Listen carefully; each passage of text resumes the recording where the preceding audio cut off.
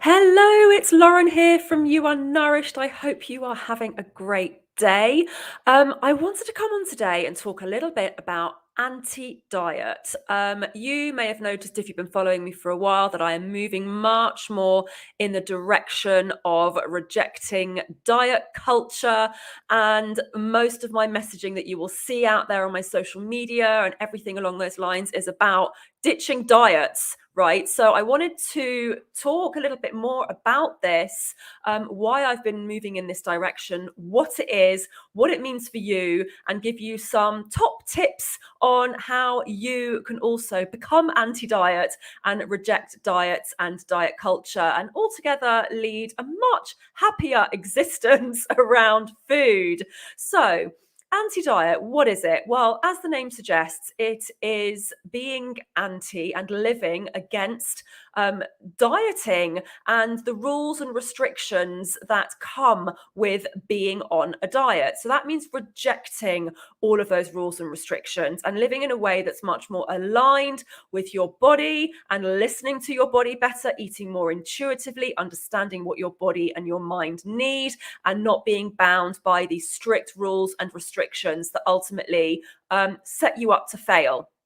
Diet culture is really, really pervasive. It is basically woven into the fabric of our society in the 21st century and has been probably since the 60s or 70s, I guess, when we started eating low fat food, when, we started to only accept, thin bodies as acceptable bodies. This is, what the whole movement is about. The whole anti-diet movement, the rejecting diet culture movement, is also bound up in body positivity and loving ourselves a little bit better as we are, rather than constantly trying to change ourselves. Diet culture will make you feel like you're not good enough as you are, and you will constantly be trying to change your body and change yourself and be on this kind of like roller coaster hamster wheel of never feeling good enough. And it's really tiring and really exhausting.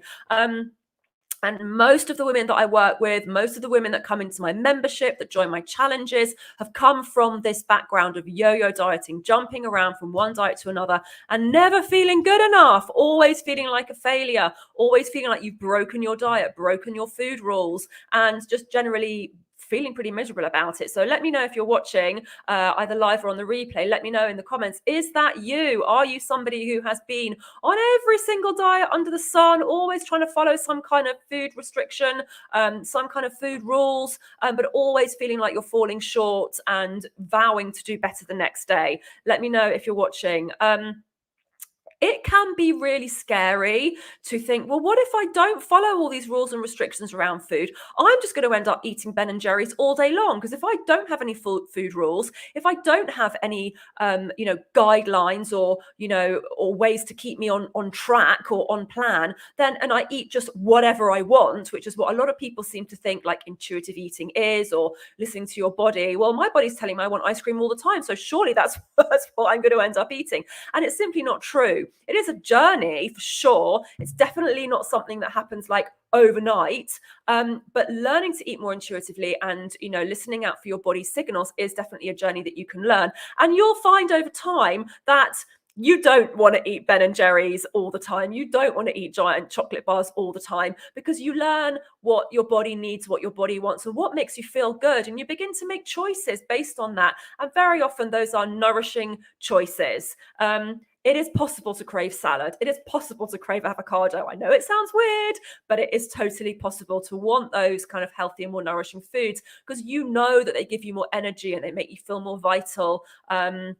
And more alive. And these other foods, whilst there is a place for all kinds of foods, and that includes ice cream and chocolate, it's not something that you're going to want all the time. The reason why you're obsessing about ice cream and chocolate all the time is because you're always being told you're not allowed to have it.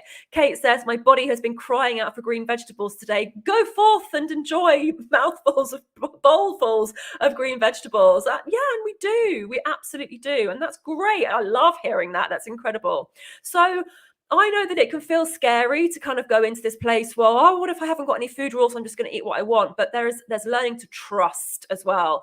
Trust the process, trust your body. And I think over the decades and over the years of dieting, we've learned how to not trust our bodies anymore because we're constantly being told that we're doing the wrong thing. So there are ways for you to identify whether you are, following a lot of food rules. And, if you are bound by diet culture, you might find that you are, having to eat within a certain time frame. So maybe your food plan or your diet or the book that you're currently reading makes you eat within, an 8-hour window, commonly called intermittent fasting. That's a food rule. If you're being told that you are not allowed to eat at a certain time of day, that is a food rule. If you eat outside of that window and that makes you feel bad or guilty and that you've broken your diet in some way, then that's a diet. That's a food rule. If you're having to count calories, if you're having to weigh and measure yourself or your food, and if you go over that in some way, then you have failed or broken the diet. That's a diet. If you're having to track your macros in an app, I've tried to do this. It's so boring. I lasted about 2 days and I had to stop. If you're constantly like on your phone, taking pictures of your food, I mean, yeah, okay, guilty for taking pictures of my food, but not so that I can identify them in an app. And if you're having to calculate how many grams of protein you're having a day, how many grams of carbohydrate or how many grams of fat you're having in a day, you're on a diet. So there are many, many, many diets out there that are packaged up as not being diets. It's a lifestyle. Keto, it's a lifestyle, not a diet. It's a diet. I hate to break it to you, but if you're counting, measuring, weighing, tracking anything, it's a diet. Okay. The other thing that really winds me up and that really gets my goat is all of these plans out there that promise that you can lose weight without dieting. It's the new fandangled thing that helps you to drop a dress size in 30 days without dieting. I'm sorry to break it to you, but if you are having to continue to weigh yourself on a regular basis and track that in some way, and if you are led, if the only thing that you are measuring or tracking is your weight, you're still on a diet. So all of these people, all of these influencers, all of these so-called professionals out there who are promising to help you lose weight without dieting because they supposedly did it once, I would question that. Can you lose weight by eating intuitively and listening to your body? 100%, but it's not the only thing we do. Hi, Karen. Lovely to see you here. Thank you very much. And I'm glad to hear that you're still using our way of eating. That's nice to hear. So I want to make you aware of diets that might be disguised as not being diets, because if it sounds like a diet and smells like a diet and it's if you smell a rat, I don't know what the saying with rats is, but you know what I mean, then it's a diet. Okay, so just be aware of what you're being sold out there, and be conscious of whether you're having to follow a lot of different rules, and that if you break them in some way, you're being made to feel guilty. It makes you feel bad. It makes you feel shameful. You go to bed at night thinking, oh, I must do better. I promise I'm going to be good tomorrow. That is diet thinking. And it's all come from diet culture and this notion that we're just not good enough as we are, with all our beautiful lumps and bumps and post-baby bodies and all the rest of it. Okay, social media has a lot to answer for. So I want to give you some tips for starting this journey of being anti-diet and rejecting food rules and diet culture. The first one is to start at least being aware of whether you are following food rules. So if there's a lot of thoughts going around during the day of, oh, I've fallen I'm off plan, I've fallen off the wagon, or I've totally lost the plot, that kind of talking, I need to get back on it, I need to get back on track. That's very, very diet thinking. And it's like, well, what are you getting back to? When you're living in a place of sort of alignment and intuition around the food that you're eating, you don't need to get back to anything. Every food and every occasion has its place in your day-to-day life. On my website, there's what I say is your diet isn't ruining Your life isn't ruining your diet is ruining your life. So hi Donna, nice to see you here. So what that means is that, you know, if I've had a lot of people say, oh, I can't do your challenge next week because it's my birthday, or I'm going away, or we're going out for dinner. Well, these things are always going to happen, all right? And these aren't getting in the way of your diet. You should be able to eat and drink and enjoy all sorts of family occasions and holidays and birthdays and what have you without feeling like, oh my God, you know, I'm going to go off plan and I'm going to ruin my diet. So just start to become aware of that talking, of that thinking, and whether you are following lots and lots of rules around food. Tip number 2 is to look out for the kinds of foods that you are eating and choosing. Are you choosing foods because they are low calorie or low fat?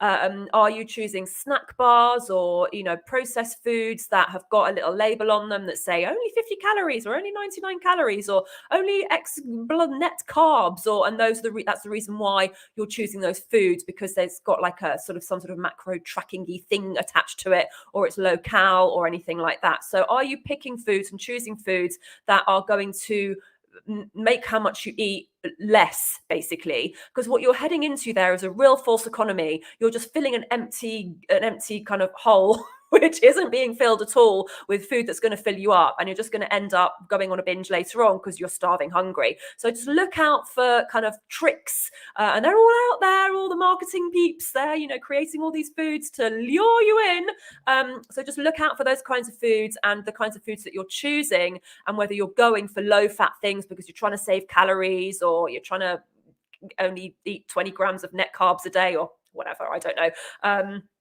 That kind of thing. So just be conscious of that. So again, this is about bringing awareness into how you're going about your day. And then finally, my final tip, and there are loads, but these just wanted to kind of give you these kind of 3 top tips, is start listening for your hunger and your fullness signals. For some reason, well, diet culture, basically, dieting reasons, we have been taught, like, you know, if you're only supposed to eat these particular meals at this specific time of day, then you shouldn't need to eat at this time of day. But what if I'm hungry like an hour after I ate? Well, then that's bad, and you just have to ignore that signal of hunger and just try and get to your next meal without eating. Well, that's a food rule, because our hunger differs and changes and fluctuates throughout the day, throughout the month, throughout the week. And some days we might just be hungrier than others, but for some reason we've been told, well, you can't be, because every single day should be exactly the same. That's what diets do. They basically make you think that every single day should be exactly the same, and that you live in a sort of vacuum of a diet, when we don't. Every day is different. Some days we might be out and about. We might be, you know, doing a lot of walking because we're traveling somewhere, and that means that we're hungrier. We might have done a workout. We might have been quite stressed. We might be hormonal. Any number of reasons could mean that we are a little bit hungrier, or we might just be a little bit hungrier for no real reason at all. So listen for your hunger. And this comes back to point 2, which is about, don't try and fill your hunger with empty foods, because that, again, like I said, is like a false economy. It's not really going to do you any good at all. So start listening, and not just listening, but, you know, actually acting on that signal of being hungry, and allowing yourself to eat when you are hungry, but also listening for that fullness cue. When you're on a diet, if you're being told, well, you're only supposed to eat 200 calories at lunchtime, or whatever it might be, you might still be hungry when you finished your meal, but because you've been told, because you've been given this food rule that you're only supposed to eat this number of calories at this meal, even if you're still hungry when you finished it, you mustn't eat any more. And I quite often get to the end of a meal and I'm like, not done. I'm still kind of hungry. And so I'll have something else, or I'll eat a bit more until I feel full enough to go, no, I genuinely don't want anything else. And that might mean that you need to start eating a little bit more slowly. Quite often, people who wolf their food down don't have fullness signals, because it takes a while for your stomach to tell your brain that it's actually full. So eating more slowly and more mindfully can help you with that fullness signal. But the other thing is that, you know, we've been taught to, again, ignore those cues, despite whether they're real or not. It's like, well, you're only meant to eat at this time, these number of calories, this many macros. Ignore your hunger and your fullness signals and just do what you're told. Well, I don't like to do what I'm told. I don't know about you. And let's start listening to our bodies a little bit more. So to summarize, the 3 tips that I gave you to help you be more anti-diet and not have to be bound by restrictive food rules anymore were, I need to remind myself of what they were. Become aware of whether you are following a lot of food rules and that kind of diet thinking. Become aware of the kinds of foods that you are choosing. And are you going for foods that are specifically low calorie, low fat, macro, what have you, that are packaged up as, enabling you to eat less, basically, that don't particularly fill you up. And start listening out for your hunger and for your signals. Should you be avoiding low fat foods? 100% yes. They do not fill you up. They do not provide you with the fat soluble nutrients that your body needs to function, and can actually end up causing nutrient deficiencies because you don't have the fats in the food. But if you have signed up for my challenge, Nikki, then you will be learning all about that next week in my 5-day challenge. Hello, Mrs. Jen Gadsby. How wonderful to see you. So if you've signed up for my challenge, then we'll be going into this in a lot more detail. So we've got 3 workshops next week and 2 live Q&As, and I'll be answering all of your questions. So you'll be getting all of that as well. So just a little word on my challenge, which starts next Monday. Yes, it is called Shift the Sugar. And I fully appreciate that that sounds very much like a food rule, but even though it is packaged up in essentially kind of, but not really, sugar-free challenge, but it isn't.